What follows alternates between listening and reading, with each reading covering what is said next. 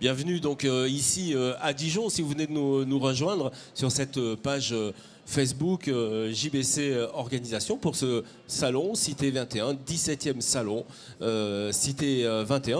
Un des membres fondateurs, c'est Pierre-Yves Cher, de la Caisse d'épargne, membre du directeur de la Caisse d'épargne de Bourgogne-Franche-Comté. Vous êtes là depuis le début, hein, Pierre-Yves? Oui, la Caisse d'épargne est là, pas moi personnellement, moi je suis là depuis 2014, mais la Caisse d'épargne est là depuis 2001, effectivement. Avec un intérêt certain donc à venir rencontrer les élus pour vous. Alors pour nous, il y a un double intérêt, parce que le grand enjeu de ce salon, c'est de faire du lien. C'est de faire du lien entre les élus, faire du lien entre les élus et leurs prestataires. Et nous, on a grand plaisir à être nombreux avec nos équipes sur ce salon, parce que finalement, on a nos clients entreprises qui rencontrent nos clients collectivités. Alors les équipes, Pierre-Yves, on va en parler. Vous avez mis en place au moins 2 équipes pour aller sur les territoires? Oui, au niveau des collectivités locales, on a 2 équipes. Une équipe qui traite ce qu'on pourrait appeler les grandes collectivités, même si j'ai entendu le président Rochette dire qu'il n'y a pas de grand et de petit. Mais pour des raisons de logistique et de nombre, on a 2 collaborateurs itinérants qui vont rencontrer les équipes bourguignonnes et 2 qui s'occupent de la Franche-Comté pour aller voir les collectivités de plus de 1000 habitants. Et pour les autres, on essaye d'assurer le meilleur service avec une plateforme à distance qui répond à tous leurs besoins. Et ces salons sont extrêmement importants parce qu'en termes d'humain, c'est le moment de l'année où on rencontre nos clients en fait. Et là, on vous raconte quoi? Vos clients, ils vous racontent quoi alors quand ils viennent vous voir? Les belles histoires, qu'ils ont été contents quand ils ont fait avec nous. Bien Pourquoi sûr. ils n'ont pas fait avec nous? Parce que parfois on a des concurrents. Je vois au fond le drapeau d'autres banques présentes sur le marché. Et puis il y a de la place pour tout le monde. On ne peut pas tout faire.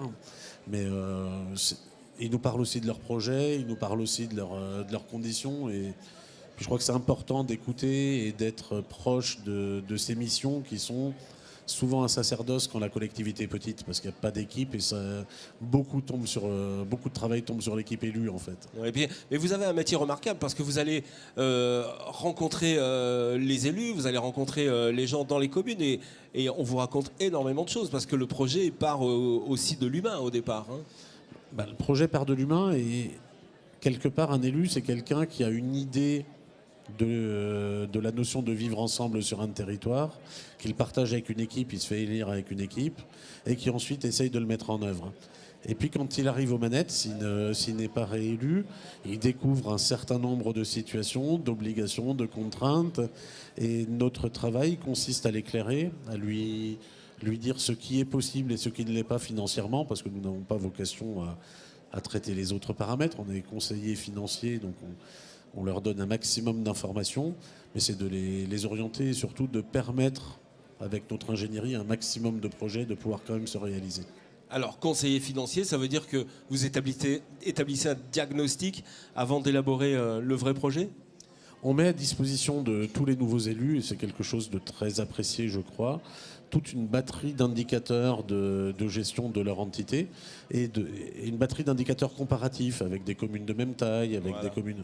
Et ce patrimoine documentaire, quand on prend pour la première fois en main sa collectivité, je crois que c'est très important parce que on peut se situer par rapport à ses projets, mais se situer par rapport aux autres, c'est une deuxième couche de rassurance pour un élu.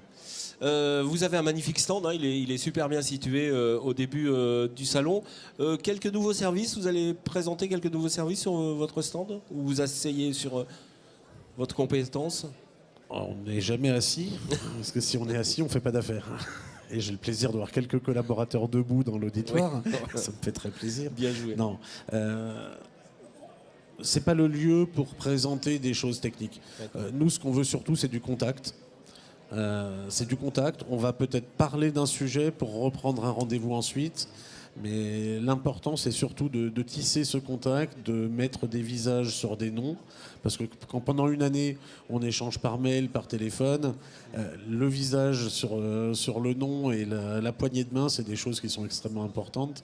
Et ça permet de faire le pas en avant qui permet de concrétiser ensuite.